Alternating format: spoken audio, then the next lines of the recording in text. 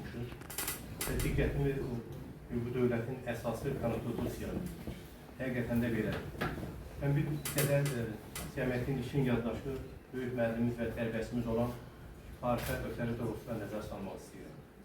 Burada Şamal müəllim düzgün qeyd edirdi ki, Azərbaycan uzun illər, yəni 70 ildən artıq bir müddət ərzində 15 müttəfiq respublikalardan biri kimi siyasi rejimin totalitar formasında mərkəzdən idarə olmuşdur.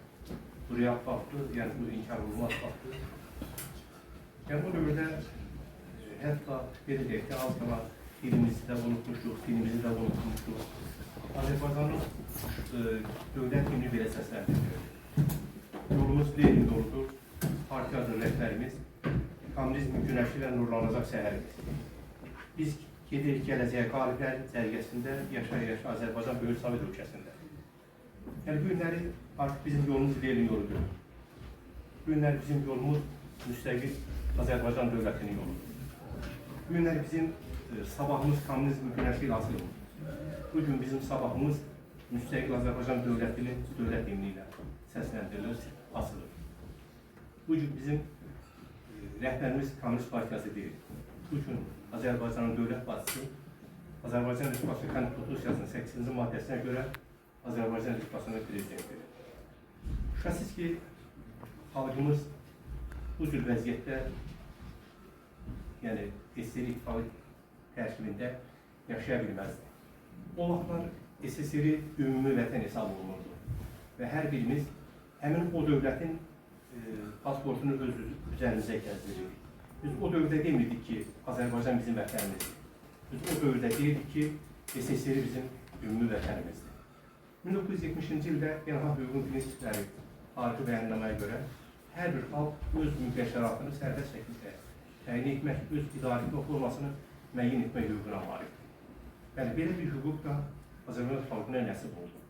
1991-ci il, oktyabr ayının 18-də Dövlət Müstəqillik haqqında Konstitusiya aktını Milli Məclisdə qəbul etməklə həmin Konstitusiya aktı SSR, yəni bu imperiya 1991-ci il Belarusiyanın Belarusiya meşəsində Üsküdü deyilən kənddə üç Sloven dövlət başçılarının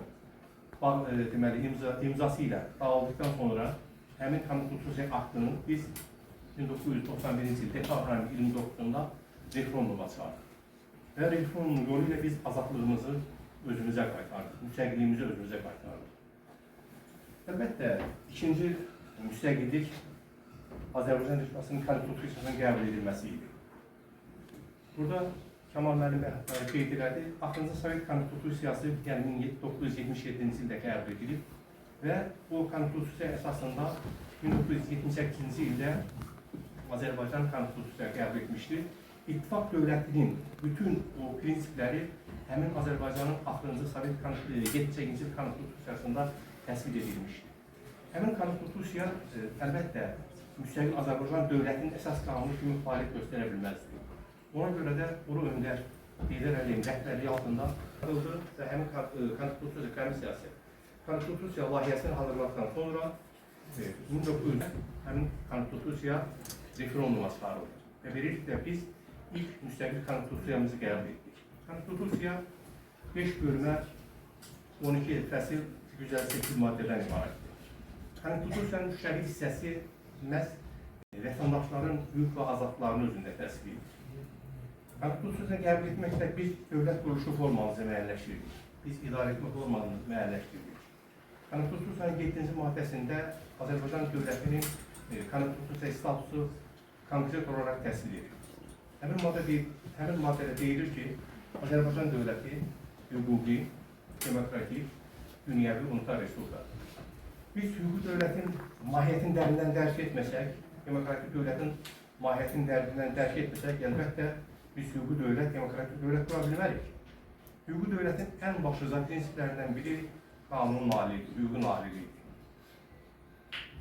İnsan və vətəndaşların hüquq və azadlıqların üstünlüyü prinsipi. Qarşılıqlı məsuliyyət prinsipi. Qarşılıqlı məsuliyyət prinsipi dedikdə, yəni dövlət şəxs dövlət qarşısında məsuliyyət daşıyır.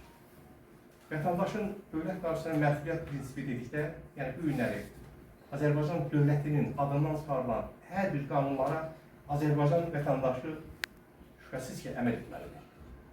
Dövlət öz formasını müxtəlif, öz hakimiyyətini müxtəlif forma və metodlarla həyata keçirir. Məcburiyyət metodu, inandırma metodu.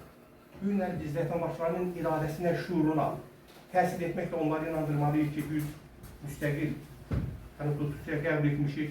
Bu konstitusiyada məhz hüquqi dövlətin, demokratik dövlətin prinsiplərinə hər birimiz əməl etməliyik. Konstitusiyanın 1-ci maddəsində deyilir ki, Azərbaycan Respublikasında dövlət hakimiyyətinin yeganə mənbəyi Azərbaycan xalqıdır. Azərbaycan xalqı dedikdə Respublika ərazisində və ondan kənarda yaşayan Azərbaycan dövlətinə, Azərbaycan qanunlarına tabi sayılan vətəndaşlara başa düşür. Təkrar 7-ci maddədə dediyim kimi, yəni artıq konstitusiya statusu təsdiq edilib.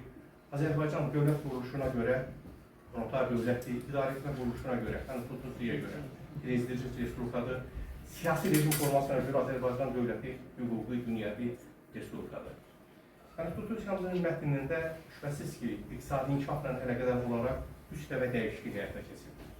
Birinci dəyişiklik 2002-ci il Ağustos ayının 24-də, ikinci dəyişiklik 2009-cu il sentyabr ayının 26-sında, üçüncü dəyişiklik isə 2019-cu il fevral ayının, mart ayının 18-də.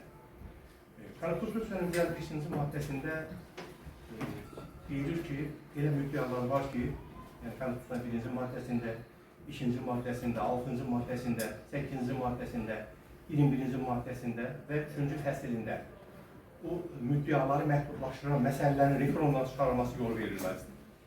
Bu günləri mən ixtisasca hüquqşünasam, əlbəttə, saatlarla mən burada konstitusiya haqqında danışa bilərəm. Çünki konstitusiya elə bir hüquqi sənəddir ki, dövlətin döyünən ürəyidir. Biz dövlətimizi konstitusiyasız təsəvvür edə bilmərik. Vaxtı ilə Yunan nazirlərindən biri olan Demosthenes demişdir ki, qanun dövlətin canıdır. Cansız bədən öyle olduğu kimi qanunsuz dövlət əməliyyatına məhkumdur. Biz konstitusiyanı qəbul etməklə dövlət müstəqilliyimizi rəsmiləşdirmiş olduq. Biz konstitusiyanı qəbul etməklə bir daha sübut etdik ki, Azərbaycan müstəqil dövlətdir. İkinci Vətən müharibəsində əlbəttə müstəqilliyimizin illərində məlum Qarabağ məsələsi 30 ilə yaxın beynəlxalq müstəvidə müzakirə obyektinə çevrilmişdir.